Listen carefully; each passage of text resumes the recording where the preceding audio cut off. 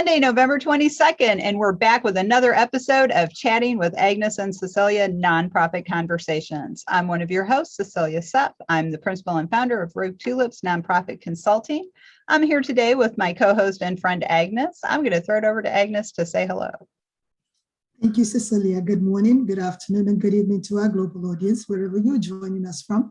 My name is Agnes Amos Coleman. I'm a consultant and an author. Over to you, Cecilia. Thank you, Agnes. And to our audience, you may have noticed Agnes's voice sounds a little scratchy today. She's got a little bit of a sore throat, so she's probably not going to talk as much as we like her to, but we're going to let her rest her voice and she'll jump in later. So thanks, Agnes. So we are here today with a returning guest, one of our favorites to talk to, Kevin Koff. And Kevin, I'm going to throw it over to you to say hello and tell us something about yourself. Well, thank you, Cecilia and Agnes. Good to be back and good to see you guys again. Thank you for having me. My name is Kevin Kopp. I am a 30-year-ish association executive that for the last 6 or so years, I've gone into government and have provided a lot of my skill sets that I have had in managing associations over that longer period of time to now applying it to the other side, dealing with regulatory and legislative affairs as it affects government, in my case, in the state of Massachusetts, the Commonwealth of Massachusetts, as it pertains to banking and mortgage lending, which is the role in which I currently play. I'm the Deputy Commissioner for Mortgage Supervision for the entirety of the Commonwealth, which essentially oversees financial transactions in the mortgage space, which includes mortgage lending and debt collecting and loan servicing, et cetera, et cetera. So glad to be back. Thanks, Kevin. We're glad to have you back. Yes. And I do have to say, as a longtime consultant, it's nice to hear somebody call government the other side instead of consulting, going to the other side from the association space. So let's dive in. Our topic today is, what can associations learn from government relations? And Kevin, with your unique viewpoint of having led an association and now working for the Commonwealth of Massachusetts, you have a lot to say.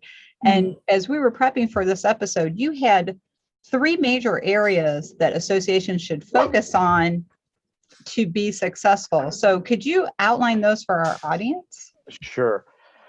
In my experience, and at least as proven out to me over the course of many years, I think an effective association really has an ability to meet, which is a constitutional right to assemble, written in the American Constitution, and an important factor. So your ability to meet, and it's important that your members have that ability to meet. So meeting and education, which is certification in other education standards, and government affairs. If you want to have an effective association, in my opinion, and you concentrate on those 3 areas, you are a highly effective association. Government affairs being a very critical portion of it.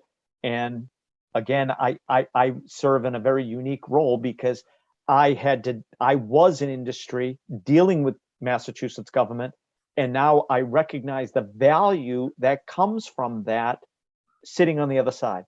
For example, you cannot effectively have a regulatory or a legislative agenda within government without having a participatory partner coming from your industry, which will come from your association. Critical relation.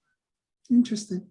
Well, that leads me to my question, actually, Kevin, is what would you say are some of the best practices for the association community and the government in collaborating together on regulatory issues?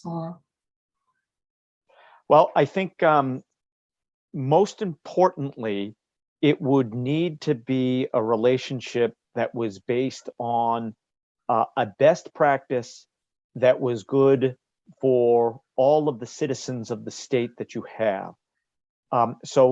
This is where the rubber meets the road. The industry has an inherent interest in doing business, and government's responsibility and right is to supervise what that business is. But if the end result is a consumer, and that consumer needs to be protected. So it really doesn't matter what the association is or what the business practice is. There's always an association for that. Mhm. And whether you think of it or not, there's always a regulatory body that is overseeing it. Law, insurance, big business, small business. There is always legislative and regulatory controls that are applied to it, and a supervisor who is served to represent that control and to apply it. So the relation has to be based first and foremost on the protection of the consumer. It can't always be just for the business right or just for the business well-being. And certainly in government's point, I don't want to supervise you just to put the handcuffs on you. I don't want to supervise you to have an enforcement action on you. I don't want to do that. I want to set up guardrails so that we're all participating within the guardrails. How do we do that? Mhm. And that, I think, is affected by the communication that you have between the two bodies. Well, that's a great example of government working with an industry or a profession as opposed to being at loggerheads.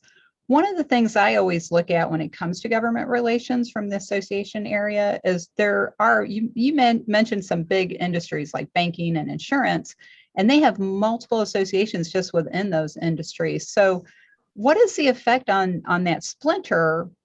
Or I shouldn't say on that splinter, but what's the effect of that splinter when it comes to an industry trying to come and work with the government? Well, you certainly would want to see, if you could, from a government standpoint, you can't spend all day meeting with varying groups about any one portion of it. So you try to force some kind of collaboration among them as it applies. Mm. In Massachusetts, you have Massachusetts-based organizations, associations, dealing with Massachusetts-based consumers, and we are the Commonwealth's regulatory body. So I'm going to be much more cognizant of that relation than I would on some national association, the National Association, the Mortgage Bankers Association out of Washington, that requires a meeting to me.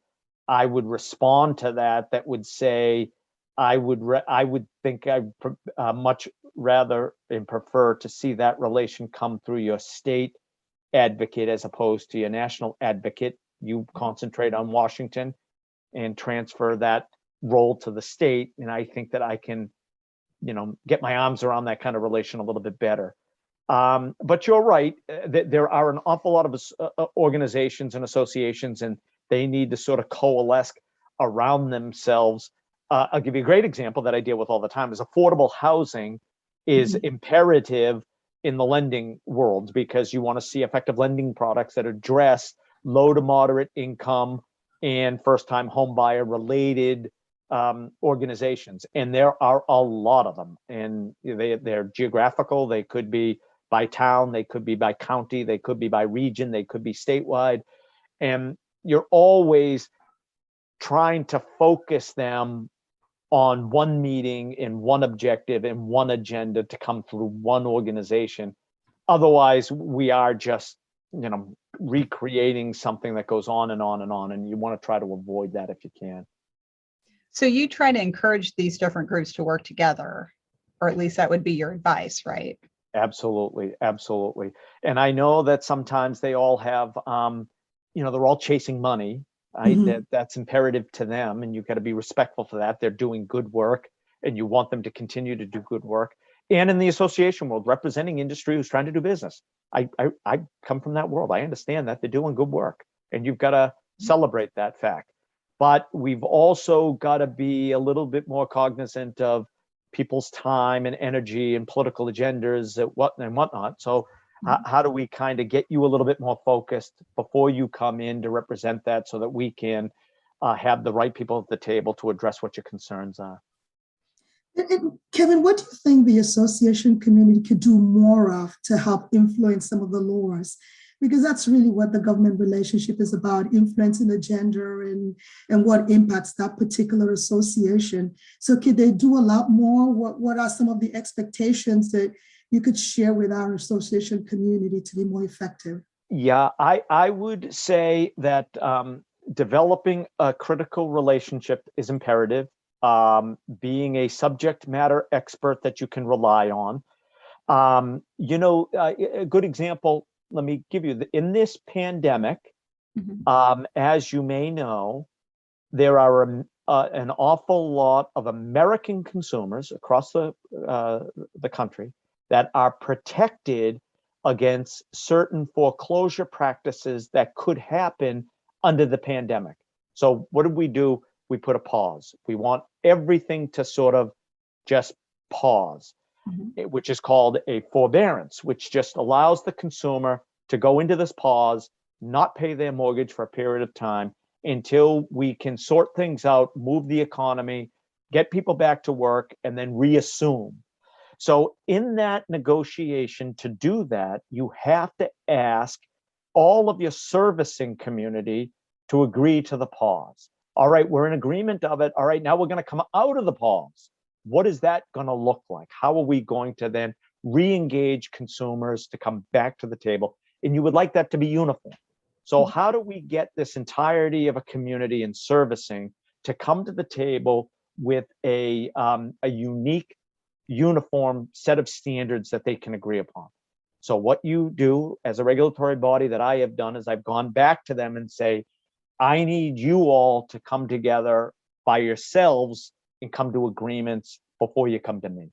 And I think that that goes on, as an example, that goes on in government relations all the time. And then how could that translate? Because our topic, of course, is what can associations learn from government relations? So what could be an example of an association taking that approach to resolving some internal disagreements? You have a strong association background too. You've been a chief staff executive. So what's an association example of that, right? Trying to pull all the different stakeholders together? Well, you'll know that who the stakeholders are. I mean, and what I find interesting about, there's a couple things that I think are important to say about government affairs. Is it is all public, and it is created public because it is designed as a public process to satisfy the public good. So gathering information is all, when you know how to do it, is all easy because it's public information. So once things have been filed or have been organized by way of a government structure, learning about it should be consistent among everybody. And then once you know what the stakeholders are involved, it is easier to move it or to force an opinion on it being a larger group than a smaller group. If it's micro, the likelihood of you impacting anything on a micro, listen, it only applies to something in a very narrow standard, and that narrow standard, it limits the number of consumers that it applies to. So when it's that narrow, the guardrails are small, then the impact is going to be extremely small by way of addressing that to your regulatory or legislative body. When it's larger and it impacts many, then the voice is louder. So it is almost consistent on what those topics are. And it's funny, I always say, and I'll use this line with you because I think it will relate, because you will hear it in a political campaign and in a debate format often. Special interest. And special interest, oh my goodness, special interest is bad. Well, in government, we say often, if it weren't for special interest, there would be no interest at all. So the reality of it is, special interest is what moves the needle, because everyone has a special interest. If you, God forbid, if you have a child with an illness, and that resonates, that's my kid, and you find a community of other kids like that, you're motivated, you have passion, you have a story, and you have an intention. That is a special interest. And there's no one on the planet that could tell you that that's bad. That's my kid you're talking about. And I think that that's important story to tell, because all of legislative and regulatory impact, unless it is tax, applies to everyone, military or police applies to everyone. All of the other topics are special interest topics, and you've got to figure out what that niche is in order to, apply that to your agenda and to move the needle. That's a really great explanation of special interest. I haven't thought about it from that perspective, and that makes so much sense.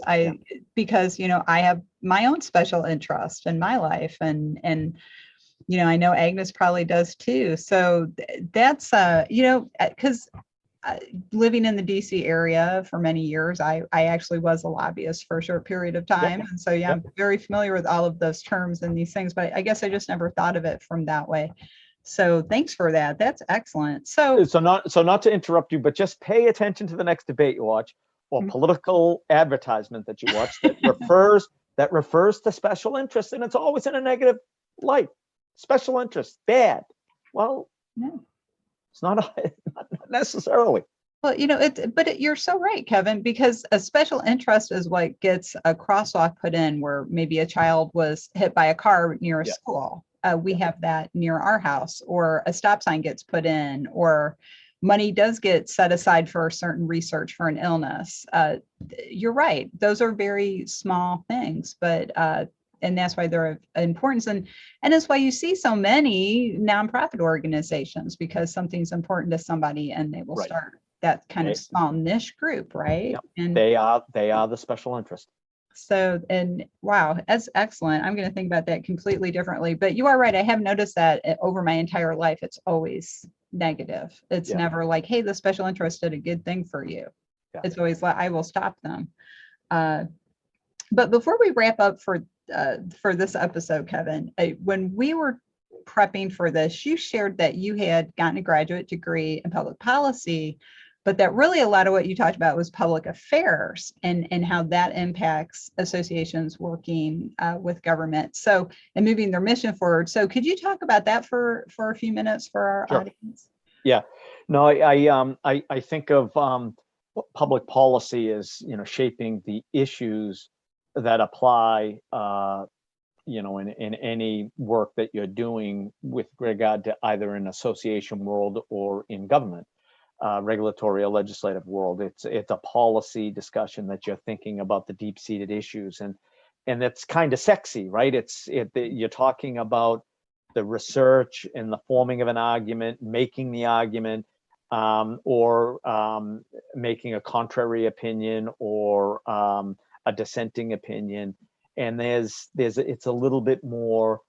I'm using the term sexy, but it's an intellectual exercise that you're going through. But the reality of it is, it's all right. Well, that's part of it, right? That gets you to the 30-yard line, and then you've got to have this operational plan, because the policy is only as good as the people that you can address it to that are listening to what it is that you're saying.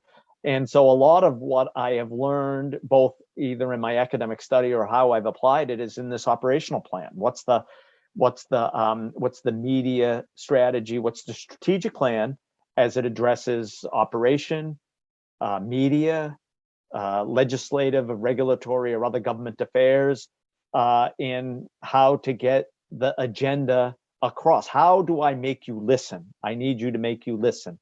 That takes up the other 70 yards that gets you to the finish line. The intellectual part is the easy part. It's getting people to listen is the hard part. Mm-hmm. Getting their attention. Yeah, I agree. Well, Agnes, I know you're resting your voice, but did you have a final question? No? Okay. Thank you. Yeah, we want her to rest her voice. So we miss Agnes's insights when she can't be here. So Kevin, we need to wrap up this episode. So what is the one thought you would like our audience to take away from this conversation?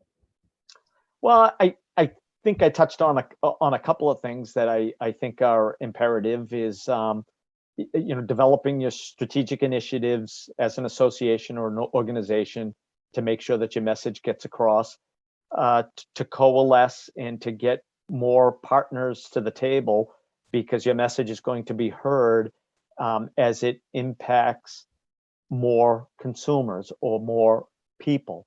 The wider the guardrails are, the more impact you will have than the more narrow it is. And never forget that without special interest, there'd be no interest at all.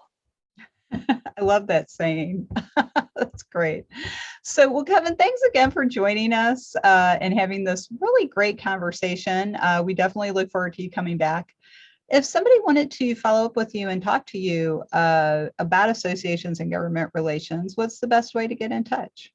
Easy on my email, which is kmcuff, C-U-F-F, 1964, as in the date of my birth, at gmail.com. And I still stay in touch with an awful, Agnes and I are colleagues from a former association. And I remain, although I am on the other side of issues today as a supervisor, my training and my heart and my passion really is in effective leadership as it applies to organizational management and association management. So I'm in government today. Whether or not I stay there the rest of my career, at some point I may wind up back in the association world trying to ride this horse as much as I can and figure this out alongside all of your listening audience. Wow, that's great. Well, I know the association community would welcome you back with open arms. So if that is where your path takes you, Kevin. So thanks again, everybody. This was Kevin Cuff doing a great job representing the Commonwealth of Massachusetts. So thanks again for joining us, Kevin. We have to go rogue for now. So on behalf of myself and Agnes, thank you for joining us this week. We will be back next time with another exciting conversation for the nonprofit community. If you'd like to learn more about Rogue Tulips, visit our website, roguetulips.com, and subscribe to our playlist on YouTube or tag us on your favorite podcast service so you never miss a conversation. Until next time, we'll see you.